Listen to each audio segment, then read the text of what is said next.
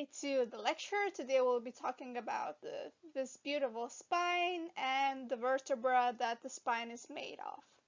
So first, spine or columna vertebralis is basically just a collection of bones, of unpaired and irregular bones, which we talked about in the past. You can check out the video if you want to know what this means. And this collection falls into basic 5 sections or 5 categories. And the main function of this collection of bones is actually to protect the spinal cord, which goes all the way down. And spine actually helps to support the rest of the body, and it's a place where muscles and tendons can attach, and it actually helps us to move. So it's very important part of the skeleton.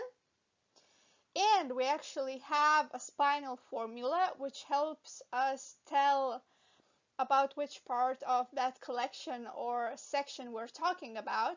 So we have the vertebra category, so it can be cervical, it can be caudal, it can be thoracic, and the amount of vertebrae you have. So different animals have different number of vertebrae that go into each section. So a dog spinal formula would look like this. The only thing that can be a little different is the caudal part, because depending on the length of the tail, this amount would be different, and also the thoracic and lumbar section can sometimes differ. So let's go. These are default formulas of common domestic animals. As I said, some of these sections can differ, while a dog's lumbar and thoracic part always stays the same. As I mentioned before, I know I was talking about that it can differ, but for all animals in general, not for dogs in this section at least. But as you can see, the caudal part of the spine can differ quite a bit.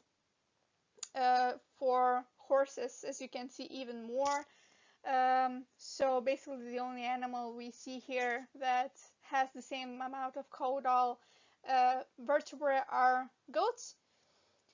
But the interesting part is that all animals have the same amount of cervical vertebrae. So even a giraffe and a mouse would have the same amount of cervical vertebrae, which seems impossible, but the thing that makes it possible is the size of them. So this is it for this section. And now we'll talk about the types of vertebrae. So I think it's quite easy to understand because you do know what spine is made of, and if you don't, I'll tell you right away. So first we have the first section, the cervical section. Then we have the thoracic, lumbar, sacral, and caudal section. So you have 5 sections and they are always the same.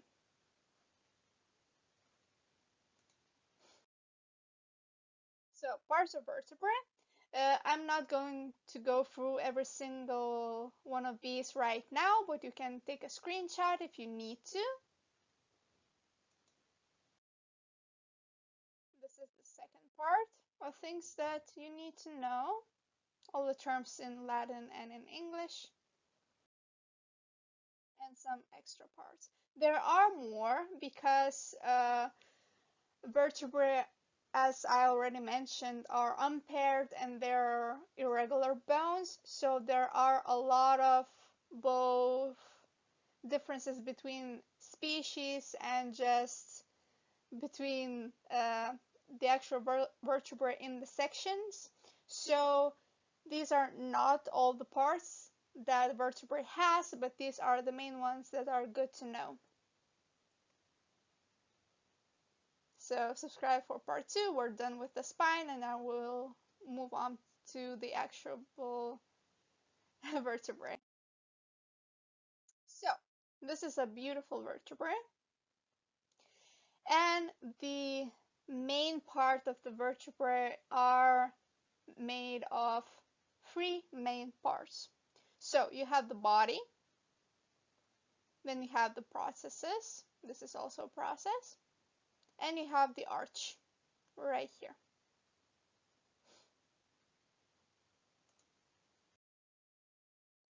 Now the body section of the parts. So first you have the cranial extremity or the head. So this is that part. Now you have two ends. So you have the cranial extremity or the head, and you also have a caudal part, which you can't see in this picture. But the way to tell them apart, if you're just like in a lab or in a practice, so the caudal side is always hollow, and it's called fossa vertebrae, while the cranial side is round, which is called the head or the caput vertebrae. So this is round, so this is the cranial or the head part of the body of a vertebra. So here you can see the caput and the fossa.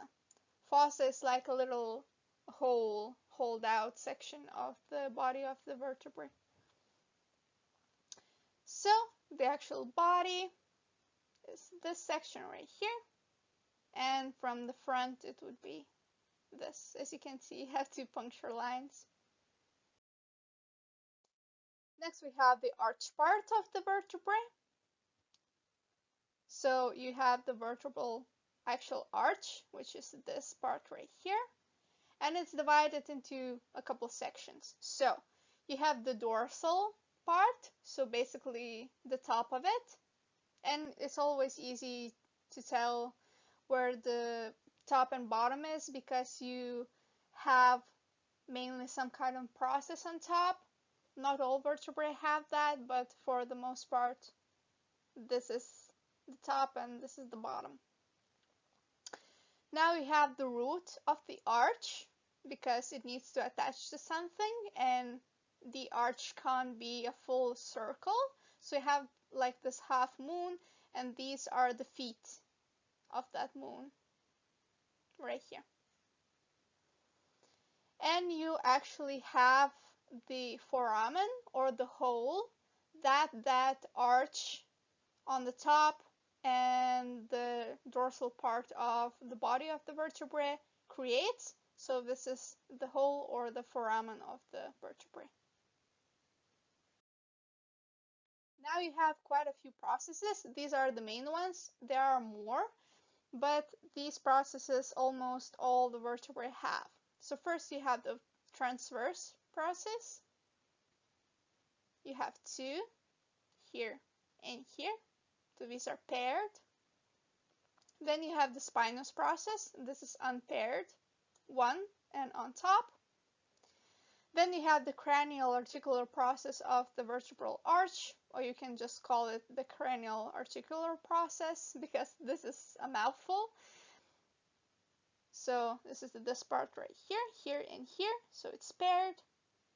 So these processes are the reason why you can bend down and then straighten your back out again, because they're intertwined with each other and they help you move. And then you have the caudal articular process, so it's in the back, and you also have two of them.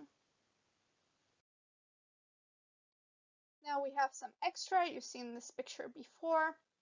So we have the vertebral canal, which is basically the foramen or the whole of the vertebrae just going forward.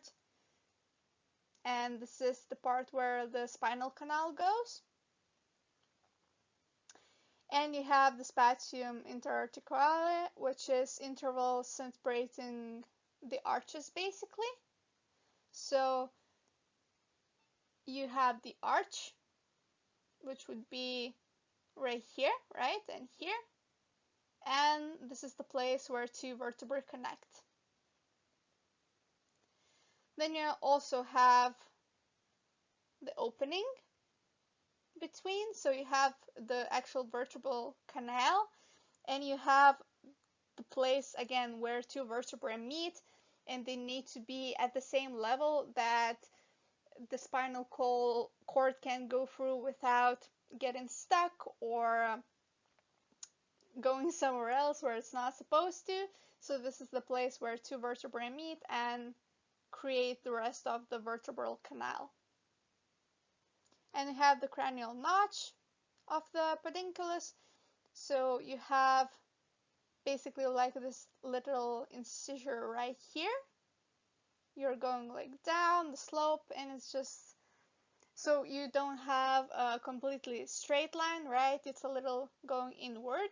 So this is the cranial part, because again, this is the caput. So this is cranial.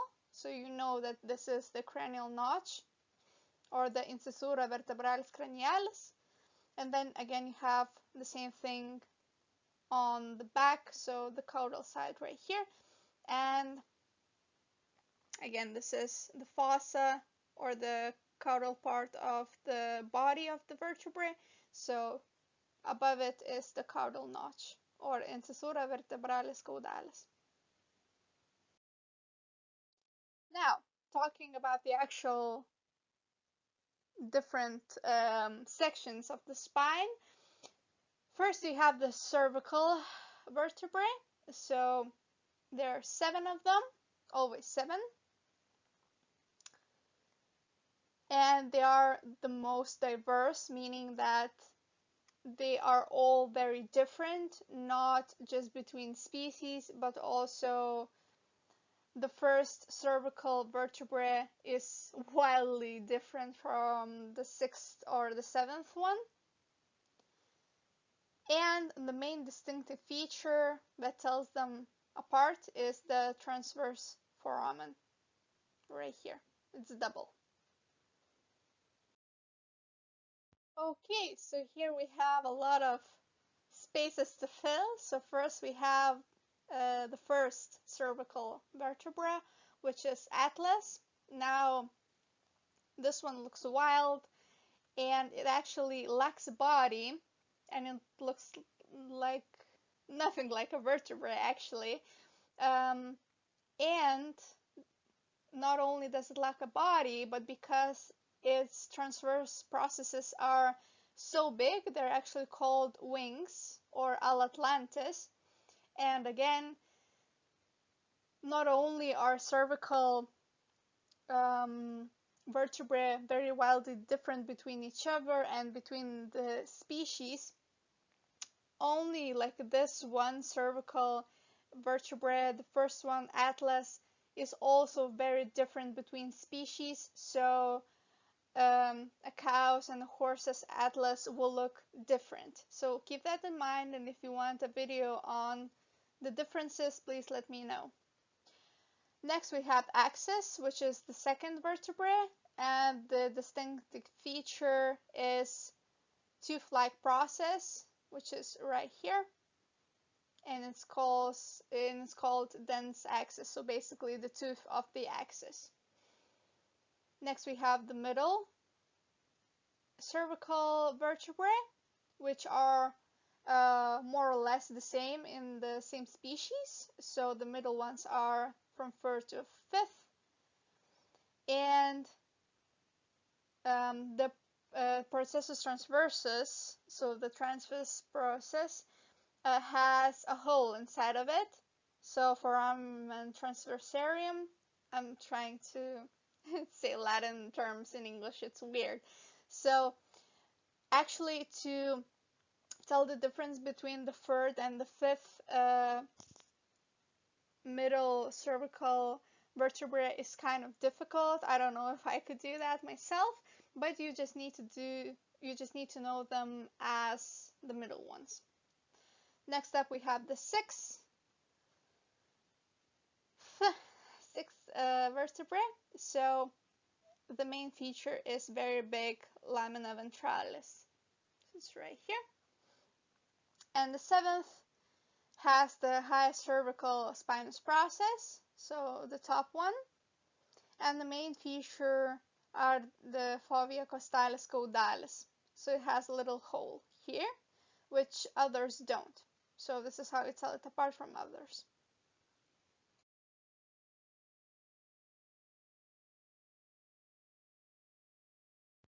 Next up, we have the thoracic vertebrae.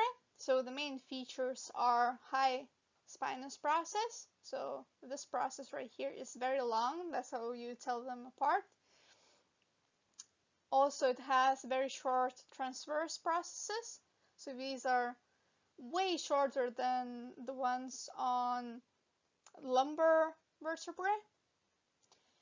Also, it has barely developed articular processes and a short body, as you can see, and also the fovea and the head or the caput of the body are very softly expressed. As you can see, again, the articular processes are not that well developed. And the distinctive feature of thoracic vertebrae are processus mammillaris, which is right here. No other vertebrae has this. Then we have the lumbar vertebrae. So the middle length of the spinous process is present here, so it's not too long, not too short. But the transverse processes, different than the thoracic vertebrae, are very long, so they look like wings almost. It also has well-developed articular processes and well-expressed caput and fovea of the body. So this is what we call a basic vertebra because it doesn't have that many like special features. It's just a good vertebra without many fuss, let's say that. Now the sacral vertebra. The main features are that they're grown together, and it has a completely different anatomy than the rest of the vertebrae, mainly because they're grown together and they have a very weird shape. I used to think of it as like an elephant. It looks very weird. So if you want a separate video on the sacrum, please let me know, because it's a lot of differences and things you need to know. So let me know, again, if you want a separate video on the sacrum.